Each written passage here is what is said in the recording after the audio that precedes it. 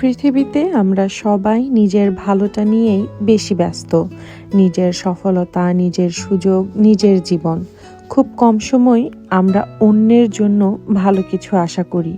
আমি যেমনটা চাই অন্যের জন্যও ঠিক তেমনটা আমরা খুব কমই চাই।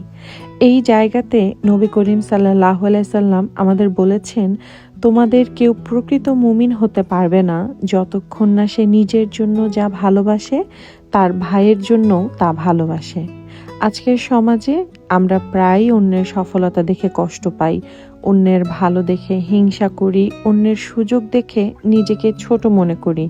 কিন্তু একজন সত্যিকারের মুমিন হৃদয় আলাদা। সে চায় অন্যরাও ভালো থাকুক, সফল হোক, শান্তিতে থাকুক।